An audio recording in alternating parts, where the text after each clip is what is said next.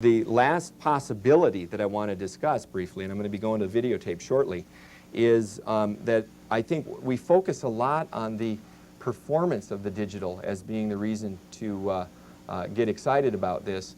One other thing I think that is worth mentioning is that even if it's the same as conventional devices that have potentiometers, we have a tremendous opportunity to improve the way that we do service. And that is, we no longer are going to be required in 5 years, I think, to sit across from the patient to do some follow-up for relatively simple problems such as feedback, such as making some minor frequency response adjustments. And I think, in fact, we'll have the capability of doing some diagnostics over modem or over T2 lines.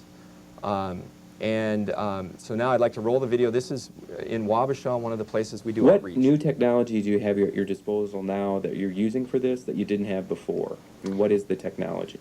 Number one, we need to use a digitally programmable hearing aid. For the past 2 years here at Mayo, we've been using digitally programmable hearing aids sort of with an eye toward the future to where we can program them remotely as we can now do. With a standard hearing aid, this type of approach simply isn't possible. So that's the first thing that we need. And the second is we need a computer terminal at the remote location and the cables to hook them up to the hearing aid that the patient is wearing. The unique nature of this, though, is that you're doing it over a long distance. You can do it at basically any distance, right? Exactly. We could make the same measurement really anywhere in the world that we had the hardware to program the hearing aid that they were wearing. What does this mean for patients and members of their family in terms of convenience? Well, really, it minimizes the amount of travel time. Instead of having to come back to Rochester, they can go to Wabasha, for example, and then I can take over the computer in Wabasha from Rochester and reprogram the hearing aid essentially the same as I would if they were seated across the table from me. So it's going to be a big convenience for patients, and particularly in Minnesota winters, it makes travel much more safe for them. For the patient, it means that it minimizes the amount of times that they have to travel, and it really increases the flexibility that we have to make minor adjustments to the hearing aid that we might otherwise not simply do. For patients with a minor hearing loss, how important are small adjustments in their hearing aids? And do you find as an audiologist that patients tend to not make those adjustments if it's inconvenient to do so? I think the convenience is a big factor. If they're from a distance and there's a slight change that we might want to make to improve their communication for a particular talker, we may simply wait on it until their next visit. But if we have the flexibility of making the minor adjustments, I think that we can make a difference in the patient's communication needs. In addition to that, if the patient is having a feedback or whistling, as hearing aids often do, we can make that adjustment to remove the feedback or whistling right then and there when we have them hooked up, and they don't have to make a trip back to Rochester to deal with that relatively small problem. Okay. All right, Ordine, we're going to hook you up to the computer here, and we're going to transmit it right over to Rochester. Okay.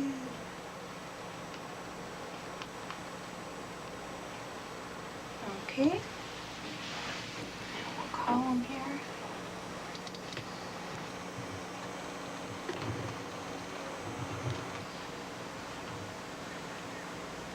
Dr. Fabry, we have Ordine hooked up here now. I can hear it in modem.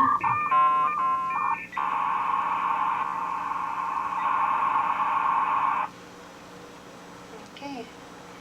Now.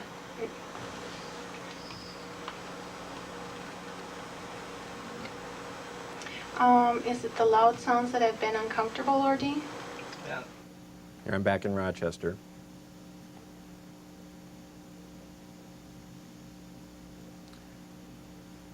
The program I'm just using... I'm going to hear some sounds now, and then you'll have to let me know if they're better or worse.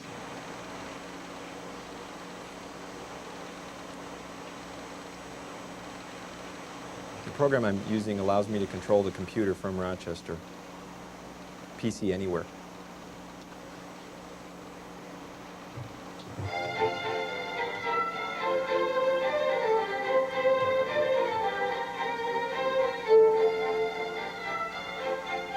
How's that sounding, Ordine? That sounds pretty good right there. He sounds pretty good, he said. Okay, well that short segment just shows we've had that in place for almost the last year now, where one of our regional practice locations, which is Wabasha, that was not an outtake from the movie Fargo. We really do talk that way here in Minnesota. And we've been able to do that for the last year. I go to Outreach Clinic in Wabasha once a month. It allows me to fit patients there and then do some follow-up to them in Wabasha right now. It requires some hardware to be in place, and we use a modem. You saw that we used a modem line and a phone line to communicate with the patient and reprogram the hearing aid.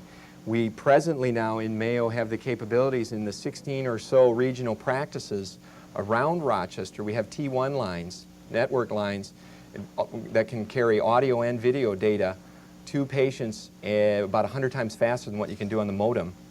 And with that capability, we'd like to, in short order, be able to have one of those sites at each of the regional practices that we could then do some follow-up in those locations as well. But these are for digitally programmable analog devices. We've got about 2,000 of them or so in the last couple years that we've been dispensing hearing aids at Mayo.